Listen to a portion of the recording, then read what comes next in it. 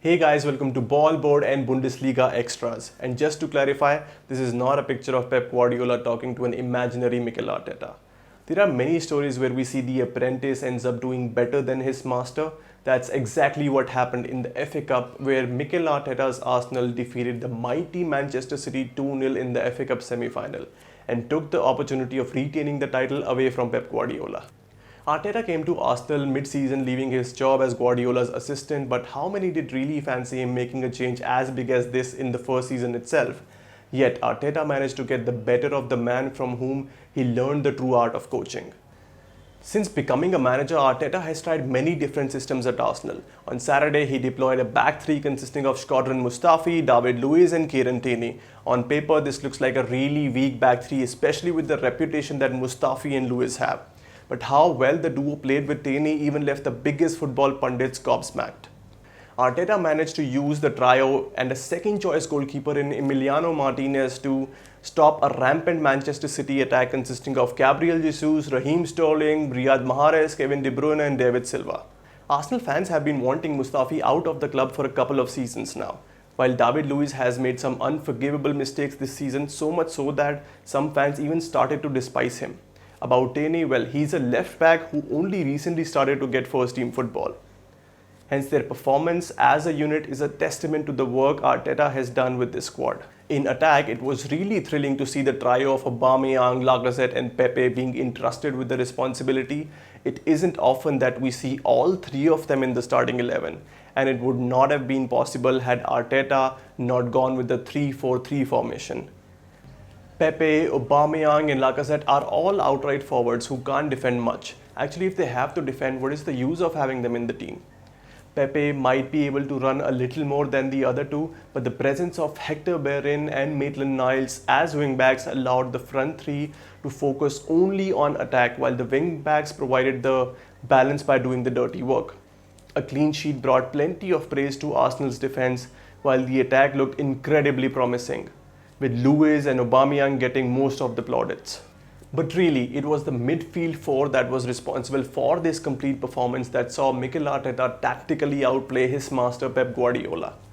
Granit Xhaka and Dani Ceballos formed the midfield pivot, while Maitland-Niles and Hector Bellerin ensured that no empty space was left on the wings for City to exploit.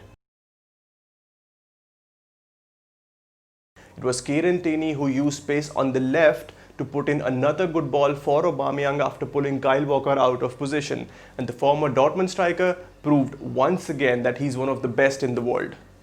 It all became possible because of Arsenal's midfield that did not allow Guardiola's men to get control of the game despite all the possession they had. In total, Arsenal had just 4 shots, but all of them on target. Man City, on the other hand, had 16 shots, but just 1 on target. City did have 71% possession, but they still lacked the control that Guardiola desires, all because of Arsenal's midfield that managed to fill gaps in little to no time, not allowing any breathing space to the defending champions. Arsenal players made a total of 13 interceptions in the game and 44 clearances. Compared to them, City players had only 6 interceptions and 5 clearances. Arsenal's tackle accuracy at 69% was also better than City. That is how prepared Gunners were for the semi-final battle.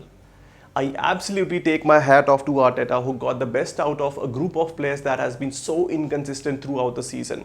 Mustafi and Luiz are both error prone, but by using a back three system with a vibrant Tierney playing as the third centre back, Arteta almost nullified the weakness that Arsenal had in the two centre back system. This formation highlighted the strong sides of Luiz and Mustafi's games without exposing their weakness. Maitland-Niles and Bellerin were found out of position on a few occasions, but the frustration of not having control in the game got the better of Riyad Mahrez and Raheem Sterling, Man City's two wingers, who both struggled to make the most of the opportunities they got in the final third. They even swapped wings at times, but thanks to those clean tackles by Dani Ceballos and Granit Xhaka's duels, Arsenal were not punished for those few out-of-focus moments. Arsenal's victory doesn't just show how good a manager Arteta can become, but also highlights how good a teacher Guardiola is. While Arteta had learned the best traits of Guardiola during his time at Man City, the latter still does not know what all tactics his former apprentice has in his coaching books. The apprentice is truly becoming the master. Going by this performance of Arsenal, a couple of good signings in the summer could really make them a strong challenger for a top 4 finish next season. That was all from me today. I hope you liked this episode. Do share your views in the comment section and do not forget to subscribe.